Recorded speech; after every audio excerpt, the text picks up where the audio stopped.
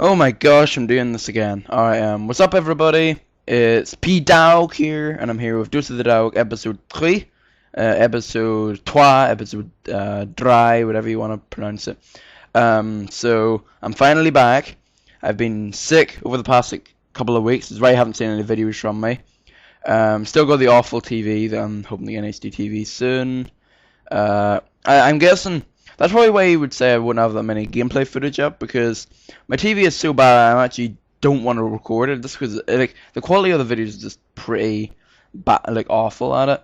But whenever I get my HD TV, then yeah, then I'll record much more footage. I'll record Street Fighter. I'll record Portal 2 is another big one. Left 4 Dead, obviously, maybe even some Marvel, even though that game is pretty awful.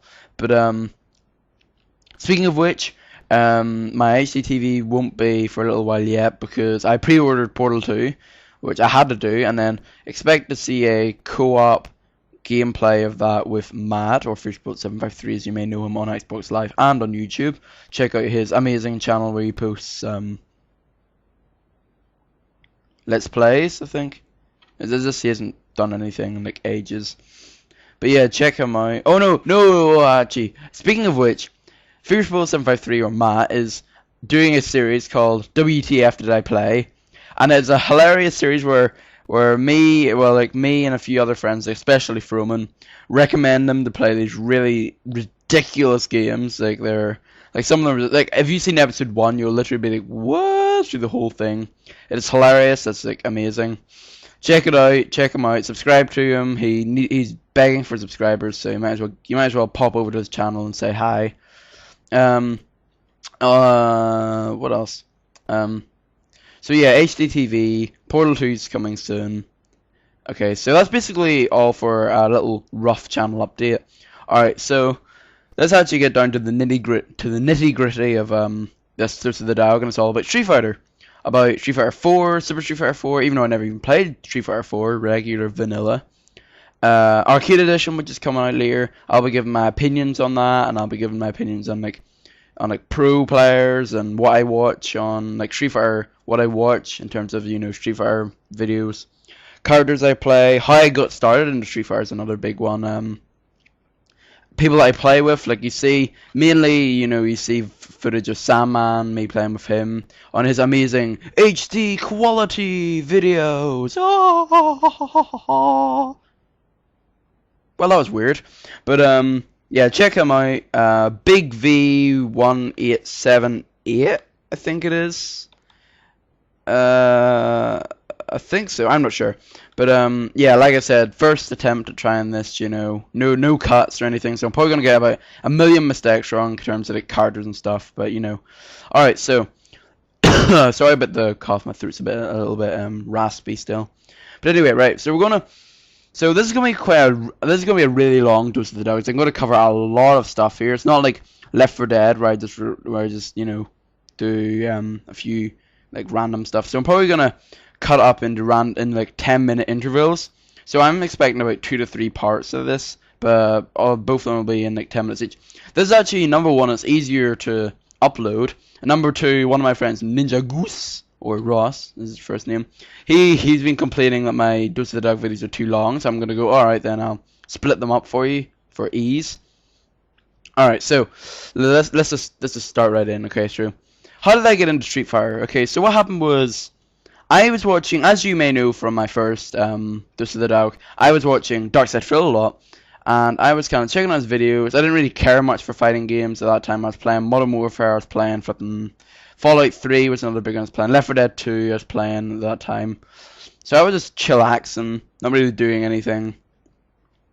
And all these videos kept popping up in my inbox about Street Fighter, and I was going, what the heck is going on? Like, what are all these like Street Fighter matches? Like, I remember specifically the Christmas special 2009. He played Street Fighter 4, and I was like, oh, I don't care about that. Oh, Left 4 Dead 2, definitely going to check that out. Modern Warfare 2, yeah, I like that footage too. So yeah, I really didn't care much for it. Like I seen a load of people were interested in him, and that's probably how I got famous for his so laggy stuff like that there. And yeah, I didn't really, yeah, like I said, it's like I was kind of like, you know, that's to the side of it. It's a bit like now I don't really care about stuff like Dynasty Warriors and stuff like that. I don't really care for games like that. Sorry, Matt, but Ninja Gaiden isn't really my type of game. Um, but yeah, so all of a sudden I watched one of his videos. Had no idea what was going on. I was just like, what? Like, okay, so this guy's trying to deplete this guy's health, and that guy is doing some crazy move that involves some moves. I don't know. I got really confused. So I just left the video and no, that's stupid. Why would I even want to watch that? Once I started watching a good load of his videos, I started going, I might as well check out a few. It was back whenever Darkside Phil, the channel, was still there. A load of them, he had a bunch of Street Fighter 4 videos. So I was going, alright, fine, I'll watch like a playlist of them. Checked out and come on, oh, this is actually quite funny because he's complaining about lag and stuff. So this was the whole way back in like November of last year. Well, not 2010, but November like 2009 when I just looked at it and I was like, oh, okay. So over the course of the year, he had DSP Street Fighter and he had DSP Gaming whenever, you know, that big, you know, kerfuffle about all that random stuff that happened. So I checked out DSP Gaming, obviously. It was the very first footage he put up there was, I think, Left 4 Dead 2 The Passing DLC, which I absolutely loved. And if you've seen Matt's... What? Did Matt? No, sorry, Matt didn't do any playthrough. I'm thinking about the sacrifice, but what happened was Matt done or recorded like the passing, I thought, but no, he didn't. But yeah, that was really good DLC. Alright, aside from that, so I was kind of checking out checking out other footage up there, like what was the other footage I was checking out? I don't know, but I was checking out a lot of footage in there, and then I went on DSP Street Fighter, watched the occasional video, didn't really care much for it. And then over the course of summer 2010, I mean, I was like checking out like a lot of his videos once again, and what happened was I loved like I started to really love his his Street Fighter videos, and what happened was I was like watching a whole load of them. I started to kind of understand the game a bit more, kind of going, all right, so that guy's Ryu, he has a fireball, he has an uppercut, he has a like those are all the basic stuff that I, you know, just found out about the game.